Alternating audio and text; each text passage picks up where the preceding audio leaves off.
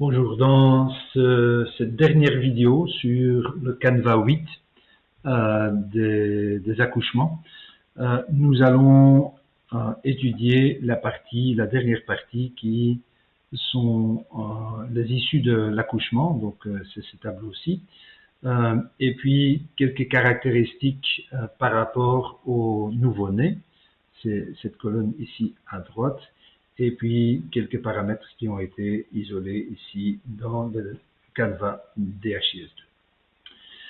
On va commencer avec cette première partie, donc les issues de l'accouchement.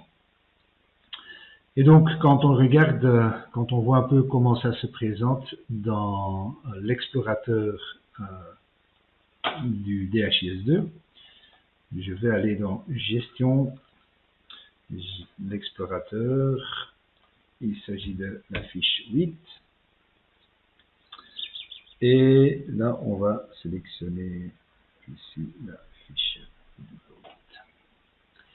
8. Et un premier paramètre, et en fait ici, c'est le nombre de naissances vivantes. On va trouver ça dans notre fiche à cet endroit ici, les naissances vivantes. Donc ça, c'est le data element. Et je vois que pour ce data element, on a une catégorie combo qui est simplement le sexe du patient. Et donc là, on a deux codes pour le sexe du patient. Au niveau du formulaire, du dataset, on a seulement une catégorie combo par défaut, comme pour les autres sections de ce Canva, parce qu'on va seulement travailler dans le service de la maternité.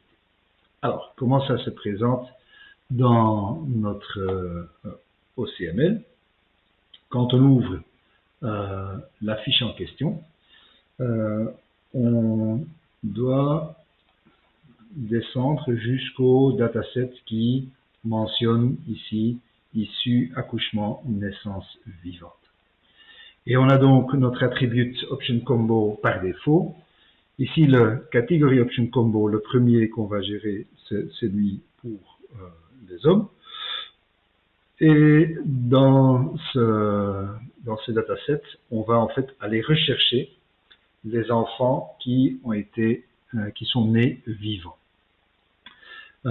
Et alors, bon, la base du dataset, c'est toujours la même chose. Donc on a les transactions delivery MSPLS, donc il s'agit des accouchements, des dossiers d'accouchement.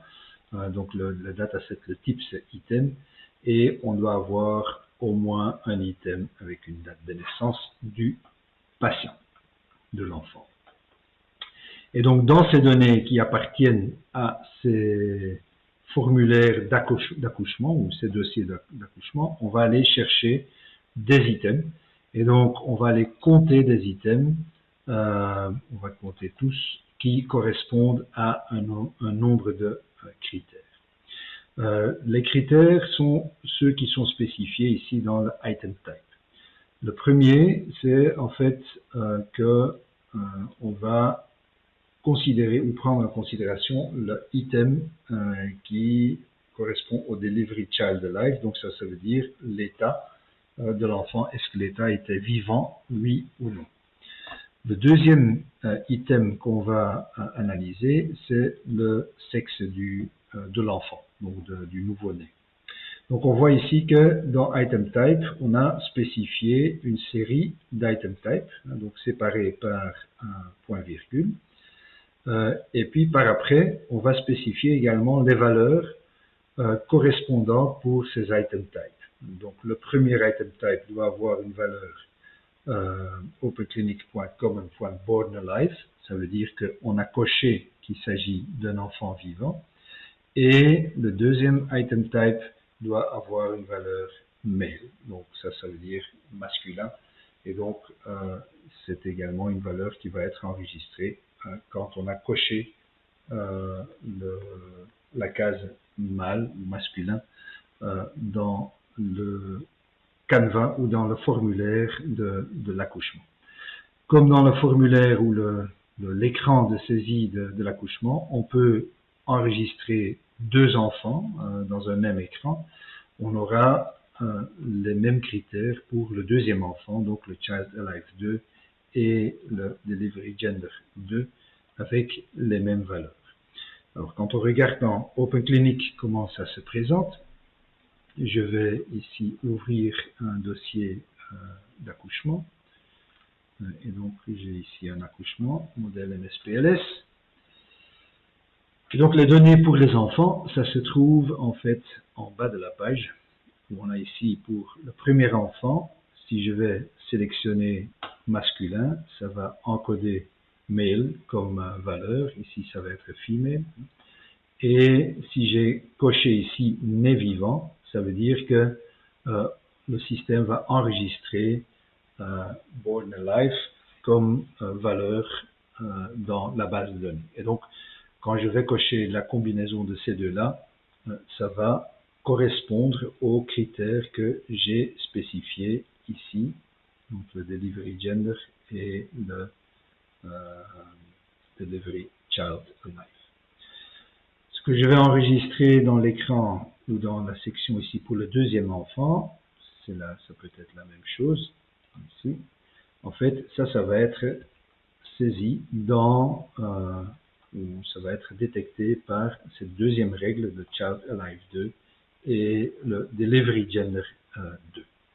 Et donc, si je coche les deux, ça va compter en fait comme deux enfants nés vivants. Okay, je peux déjà sauvegarder ça si je veux.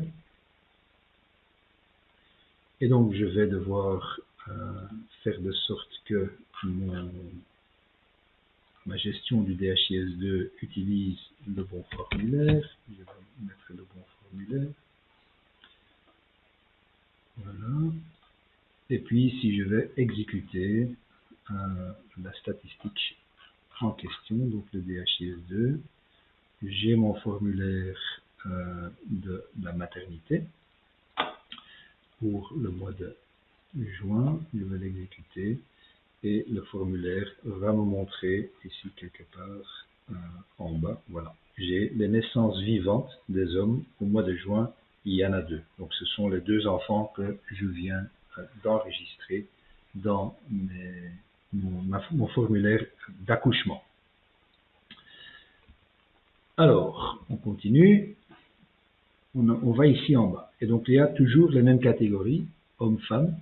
Mais maintenant, on va devoir combiner plusieurs éléments. Donc ici, on devait seulement regarder s'il s'agissait d'un homme et s'il était vivant. Ici, on va regarder si c'est un homme, il est mort-né. Et si c'est un mort-né, je dois également voir si c'est un mort-né frais et s'il y avait des bruits de cœur fœtaux à l'entrée pour cet enfant, enfin, ou pour l'accouchement, pour la grossesse. Donc là, je vais devoir comparer en réalité 4 éléments. C'est le sexe de l'enfant, c'est le fait qu'il soit mort-né, s'il est mort-né, que ce soit un mort-né frais, et un 4e élément, c'est s'il y avait des bruits de cœur fœtaux présents à l'arrivée de la maman. Alors, où est-ce qu'on va trouver ces informations? En réalité, quand je regarde mon formulaire d'accouchement, l'écran d'accouchement, voilà. Premièrement, évidemment, j'ai pris un autre écran là. C'est accouchement ici. Voilà, donc évidemment toujours le sexe de l'enfant, ce sera toujours au même endroit ici, hein. Ça ne change pas. Le fait qu'il soit mort-né, je vais avoir coché cette case-là, et que ce soit un mort-né frais, je vais l'avoir coché ici. Donc ça, c'est déjà 3 des 4 éléments que je vais devoir rassembler. Pour le mort-né avec des bruits de cœur fœtaux présents, je vais devoir aller plus haut dans l'écran d'accouchement. Et donc dans l'examen clinique, au niveau de l'examen clinique, je vais voir que je peux enregistrer qu'il y avait des bruits de cœur fœtaux présent, et puis éventuellement la fréquence, mais c'est surtout celui-là qui va nous intéresser. Donc, si j'ai la combinaison de ces 4 items-là, je vais pouvoir les utiliser. Alors, je vais regarder maintenant dans le script OCML comment on a géré ça. Donc ici, pour les nés vivants, on avait les hommes. On a exactement la même chose pour les femmes, mais donc là, évidemment, on a enregistré female comme critère. Et donc après ça, j'ai maintenant les morts-nés frais. Donc ça, c'est les issues accouchement morts-nés frais avec des bruits de cœur fœtaux positifs à l'arrivée. Ici, au niveau de l'attribut option combo, ça ne change pas. Les données que je vais aller chercher au niveau du dataset, ça ne change pas non plus. Donc, je vais prendre le contenu des accouchements. Le category option combo ici, c'est celui que je vais utiliser pour l'homme, mais cette fois-ci pour l'homme qui correspond au category option combo pour les morts-nés. Donc, je vois que c'est déjà une valeur différente. Et donc, quand je vais aller regarder dans mon explorateur DHIS2, la fiche numéro 8, c'est celle-là. Voilà. Donc j'ai ici les morts-nés.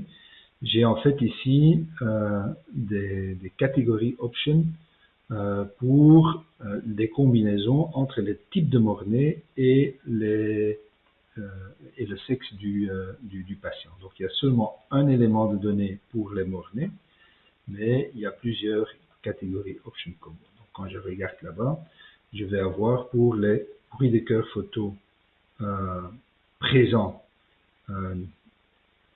masculin, voilà, je vais avoir ici ce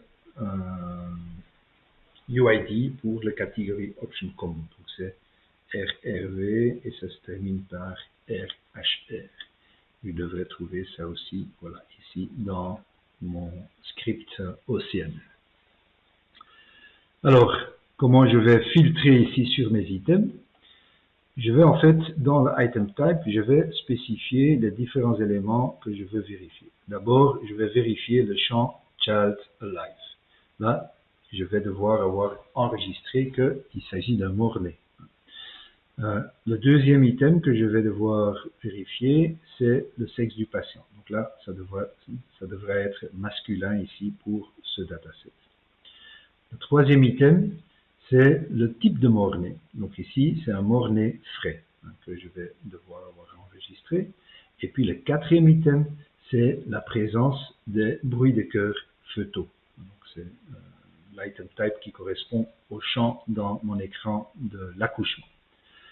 Pour les valeurs, je vais spécifier alors les 4 valeurs. Donc ici, le Open Clinic Common Born Dead, ça c'est mort-né.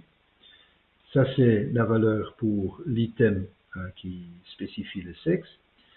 Ça c'est en fait le type de mort-né, donc ça s'appelle ici gynéco.dead type frais. Donc ça c'est le type de, c'est pour un mort-né frais.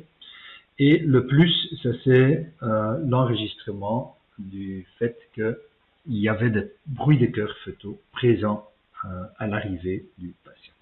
Et on répète les mêmes items pour le deuxième enfant. Donc j'ai un Child Alive 2, j'ai un Gender 2, j'ai également un Dead Type 2, mais j'ai seulement le bruit de cœur photo. Ça s'enregistre pas au niveau de l'enfant, mais ça s'enregistre au niveau de la grossesse. Et donc on a un seul champ pour les deux. Et donc, quand le système va détecter ces combinaisons, il va le compter comme un item là-dedans. Si j'ai 2 enfants qui répondent aux mêmes critères, il va les compter 2 fois, parce que j'avais spécifié ici le paramètre count all. Ok, on va voir comment ça se présente dans un clinique. Donc, j'avais déjà enregistré un dossier, je retourne là-dedans, pour un enfant masculin, voilà, qui est un mort-né frais. L'autre ici, il était vivant. Je vais avoir un mort-né ici et des bruits de cœur fœtaux qui étaient présents. Donc, si je vais dans les statistiques, je vais avoir alors normalement un rapport DHIS2 pour le mois de juin avec les données concernées. Et donc là, je vais voir maintenant ici en bas que j'ai, pour les naissances vivantes, j'en ai seulement un maintenant, et pour les morts-nés, j'en ai un, et qui est frais, bruit de cœur fœtaux présent à l'arrivée. C'est comme ça que ça va compter. Ok. Alors, on passe à la partie suivante. En fait, ici, le bruit de cœur fœtaux négatif à l'entrée et les macérés, c'est un peu la même logique qu'on va suivre dans le script.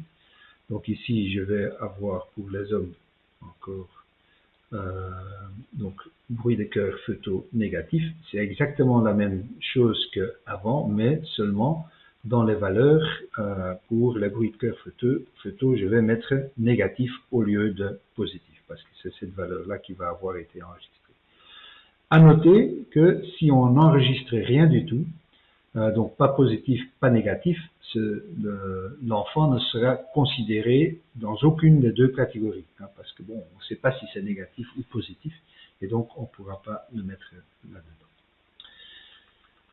Alors, la troisième catégorie ici pour les hommes morts-nés, c'est les macérés, et là j'ai un peu moins d'items à vérifier, donc juste savoir si c'est un mort-né, le sexe du mort-né et puis le type de mort-né. Mais donc ici, je ne vais pas m'occuper des bruits de cœur fœtaux. Et donc là, j'ai de nouveau mort-né, sexe masculin, et puis ici, le type, ça va être macéré. Et puis, on continue, on voit la même chose, on répète la même chose pour les femmes. Donc, voilà. Avec ça, on va avoir couvert en fait toute cette partie-là, donc ce tableau ici. On va passer à d'autres. Alors, pour ce deuxième tableau, oui, dans cette section, on va de nouveau prendre nos informations des accouchements où il y a au moins un enfant qui a été enregistré. J'ai de nouveau mon attribute option combo qui est celui par défaut.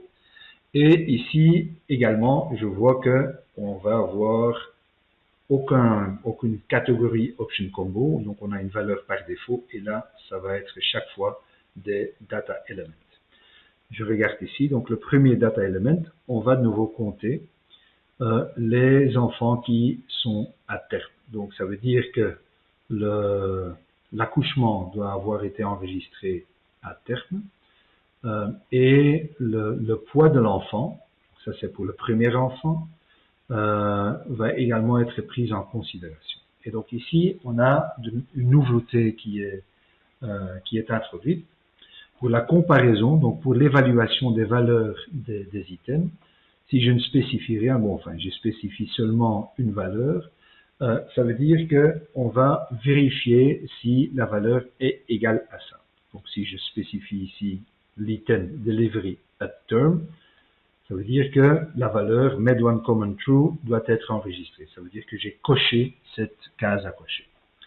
Pour le poids du patient, de l'enfant, je ne peux pas spécifier un poids exact, mais donc si je vais spécifier ici, donc j'ai un paramètre que je peux mettre là-dedans, devant la valeur, je spécifie less than, ça veut dire que la valeur doit être inférieure à 2500. Et donc là, il va prendre la valeur de cet item et il va comparer cette valeur à 2500. Si elle est plus petite, ça va correspondre, enfin, ou ça va générer un compteur. Donc ça va incrémenter le compteur.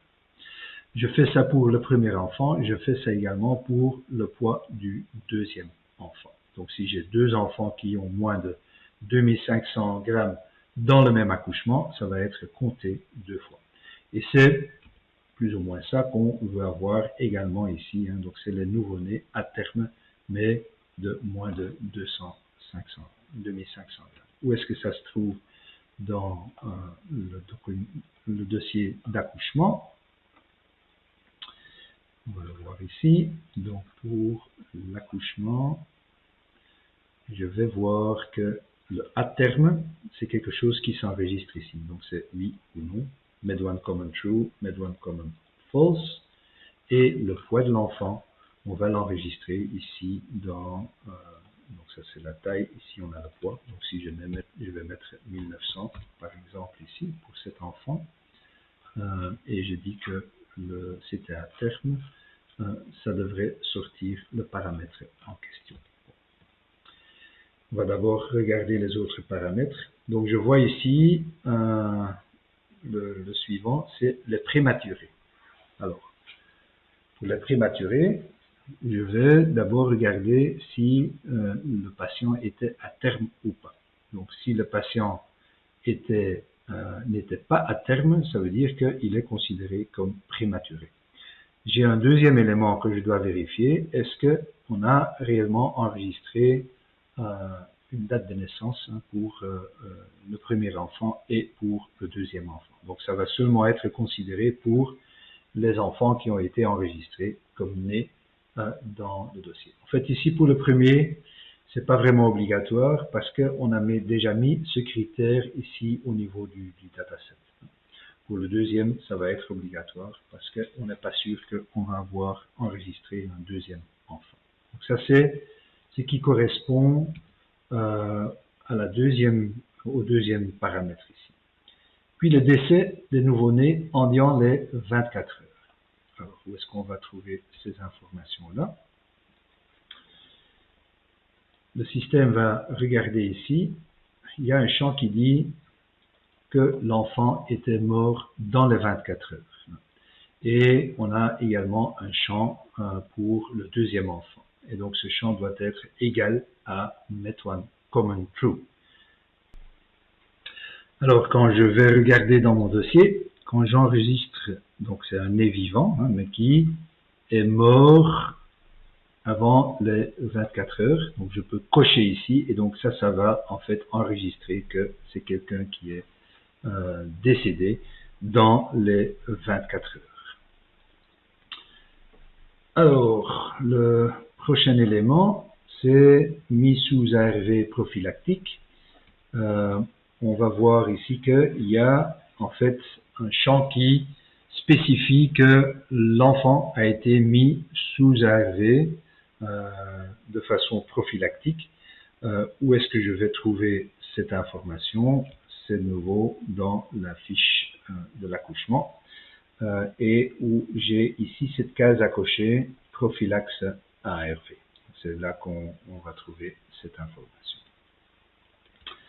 Le suivant, c'est est-ce qu'il s'agit d'un nouveau-né d'une mère hépatite B positive et est-ce que le nouveau-né a reçu un vaccin dans les 24 heures. Quand je regarde dans mon script, j'ai en fait ici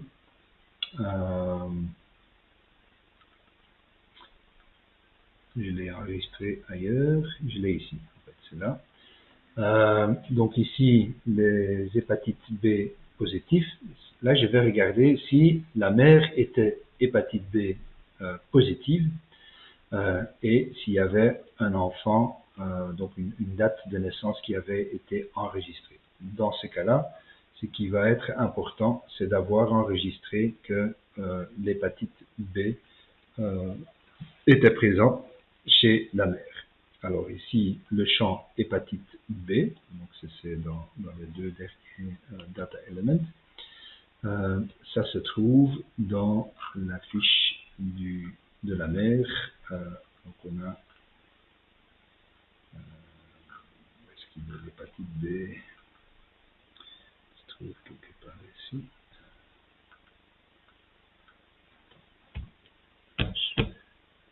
Voilà, ici. Donc, dans particularité de la grossesse, on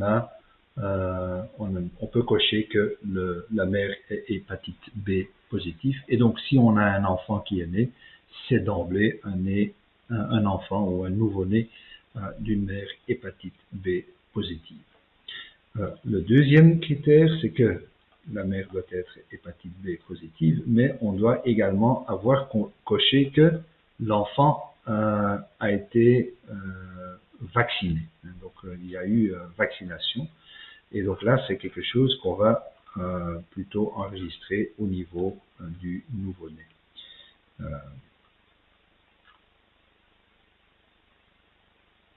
Le vaccin, je le vois là-bas. C'est ici, voilà.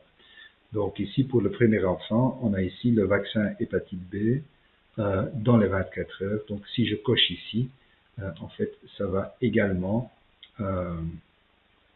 activer cet item-là, et donc ça va enregistrer un Met1 Common True pour cet item.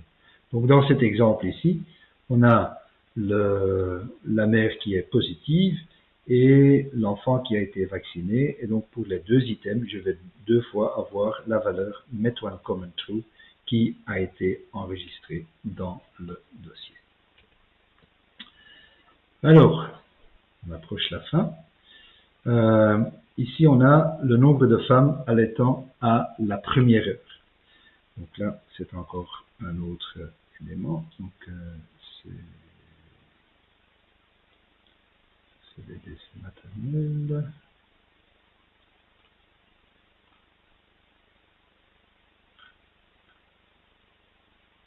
Ici, non. Ici, voilà.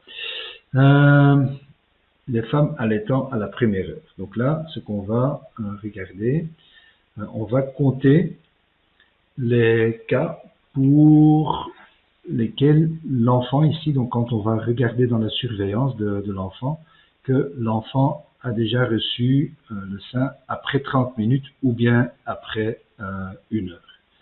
Ça peut être le cas pour le premier enfant, pour le deuxième, donc chaque fois après 30 minutes ou 1 heure. Donc si ça a été enregistré, ça veut dire que la femme a allaité à la première heure. Et donc quand on regarde dans le dossier du patient, je vais voir ici, voilà, c'est dans la partie surveillance, j'ai l'allaitement. Donc si je vais mettre quelque chose ici, un croix ou autre chose, dans 30 minutes ou 1 heure, ça va être enregistré automatiquement comme un patient ou une femme qui a allaité dans la première. Ok, qu'est-ce qu'on a encore comme champ? On a ici les femmes qui ont reçu une méthode contraceptive avant ou à la sortie de la maternité. Alors, dans notre script, ça se trouve ici, les femmes ayant reçu une méthode planning familial avant ou à la sortie de la maternité. C'est donc un champ qui s'appelle Delivery Family Planning, et donc avec une valeur Met1 Common True. Et donc ça va avoir été enregistré. Planning familial. Voilà, c'est donc ici au niveau de l'accouchement, donc on a la surveillance. Et donc, en dessous de la surveillance, on a ici une case à cocher, a reçu une méthode de planning familial à la sortie. Donc, si on a coché ça, ce paramètre va également être enregistré. Et puis, on a le tout dernier, c'est le nombre de décès maternels. Et donc, ça, c'est quelque chose qui a été compté ici avec ce paramètre-là. Donc, c'est le décès maternel où le type delivery death est égal à Met1 Common True. Et donc, ça, c'est également enregistré dans une complication là. Je crois que ça doit être ici. Voilà, ici, c'est la case décès maternel. Si on va cocher celui-là, ça va être enregistré comme un décès. Je peux sauvegarder ma fiche d'accouchement ici et je vais un peu voir ce que ça donne dans mes statistiques. Voilà, ici, quand je vais appeler le rapport DHIS2, je fais cette partie, je prends le mois de juin, j'exécute et je vais voir qu'il y a un paquet de paramètres qui sont sortis. Donc, il s'agit en fait d'un nouveau-né. Il y avait un nouveau-né à terme, moins de 2500 grammes, un décès d'un nouveau-né dans les 24 heures, des ARV prophylactiques, donc allaitant à la première heure parce que j'avais coché, le planning familial, un nouveau-né d'une femme hépatite B et donc un nouveau-né d'une mère hépatite B positive qui a reçu le vaccin. On a la naissance vivante. Bon, ici j'avais deux naissances vivantes et puis j'ai encore quelques autres paramètres qui sont donc c'était les paramètres précédents qui ont été enregistrés dans ce cas-ci. Voilà, ça va conclure cette partie. Et donc, vous pouvez expérimenter un peu avec les différents paramètres et puis essayer également de les envoyer dans le DHIS2 en enregistrant des accouchements, bien sûr, au mois de mai, parce que pour le mois de juin, ça ne va pas passer actuellement.